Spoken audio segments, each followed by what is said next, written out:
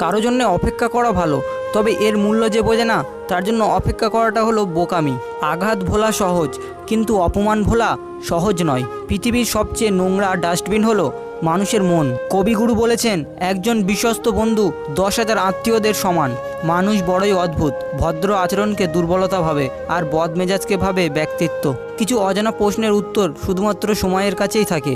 সময়ের সময় হলে সময় নিজে থেকেই অজানা প্রশ্নের উত্তর দিয়ে দেয়। কুসঙ্গ অপেক্ষা সঙ্গীবিহীন থাকা অনেক ভালো। বাস্তবে বিজয়ী সেই মানুষ যে জয় এবং পরাজয় উভয়কেই সারদে গ্রহণ করে। এপিজে আব্দুল কালাম স্যার বলেছেন, তুমি ওই মানুষটাকে সর্বদা খুশি রাখো যাকে তুমি রোজ আয়নাতে দেখো। পরিস্থিতি যে কোনো সময় পরিবর্তন হতে পারে, তাই জীবনে কাউকে কষ্ট দিও না। আজ হয়তো তুমি শক্তিশালী, কিন্তু সময় তোমার থেকেও বেশি শক্তিশালী। সফল হবার গল্প পড়ো না, কারণ তা থেকে তুমি শুধু বার্তা পাবে। পড়তে হলে ব্যর্থতার গল্প পড়ো, তাহলে সফল হবার কিছু ধারণা পাবে।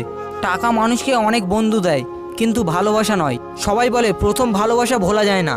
কথাটি যদি সত্যি হতো তাহলে মায়ের প্রথম ভালোবাসা আজ বৃদ্ধাশ্রমে স্থান পেত না।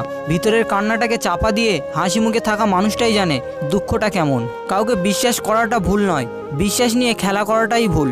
ছেলেরাও কাঁদে যখন তাদের বোঝার মতন কেউ থাকে না।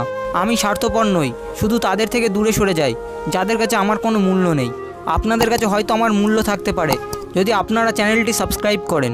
আমি খারাপ থাকি তাতে কোনো অসুবিধা নেই, কিন্তু কারো খারাপ হোক তা আমি কখনোই চাই না। রাখতে হলে পার্সোনালিটি রাখুন, বেশি অ্যাটিটিউড আর ইগো তো সবাই রাখতে পারে। বেঈমান আর স্বার্থপর লোক কখনোই নিজের ভালো ছাড়া অন্যের অনুভূতি বোঝে না। কাউকে প্রয়োজনের চেয়ে বেশি দাম দিতে নেই, দিলে সে তোমাকে সস্তা ভেবে বস্তায় পুড়ে ডাস্টবিনে ফেলে দেবে। ছেলে হয়ে সব কিছু করার অধিকার পেয়েছি, পাইনি শুধু চিৎকার করে কান্না করার অধিকার। জীবনে হেরে যাওয়া বলে কিছু হয় না, হয় জেতার আনন্দ থাকবে, না হলে শেখার প্রস্তুতি থাকবে। সেলফ রেসপেক্ট হারিয়ে কাউকে প্রয়োজনের চেয়ে অতিরিক্ত ইম্পর্টেন্স দিলে সে একদিন না একদিন লাথি মারবেই। অনেক কথা বলা মানুষটা যদি হঠাৎ করে চুপ হয়ে যায় তাহলে বুঝে নিও আঘাতটা অনেক গভীরেই লেগেছে।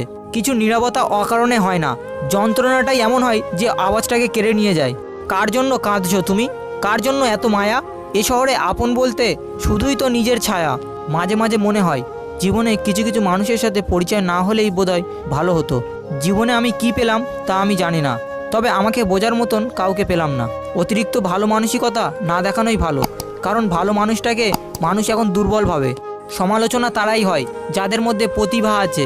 ভালোবাসা ও বন্ধুত্ব খুব দামি জিনিস, কিন্তু সবাই তার সঠিক মর্যাদা দিতে পারে না।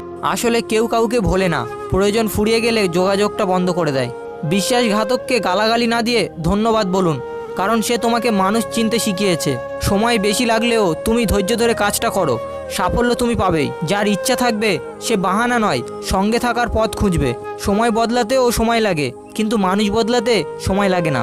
খারাপ কাজে কখনো এগিয়ে যেও না, আর ভালো কাজে বাধা আসলেও কখনো পিছিয়ে এসো না। সবার মনে একটাই প্রশ্ন, সাকসেসফুল হতে গেলে কি লাগে? উত্তর, অপমান, খারাপ সময়, একাকৃত, নিজের প্রতি আত্মবিশ্বাস আর প্রচণ্ড জেদ। ব্যাস, তোমার জয় নিশ্চিত। তো বন্ধুরা, ভিডিওটি ভালো লাগলে অবশ্যই একটি লাইক করে আরও ভালো ভালো ভিডিও বানানোর জন্য আমাদেরকে উৎসাহিত করুন, এবং আপনাদের বন্ধুদের সঙ্গে শেয়ার করে তাদেরকেও লাইভে সামনে এগিয়ে যেতে সাহায্য করুন।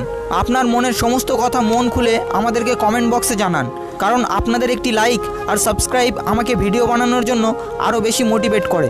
দেখা হচ্ছে পরবর্তী ভিডিওতে, ততক্ষণের জন্য সুস্থ থাকবেন, ভালো থাকবেন।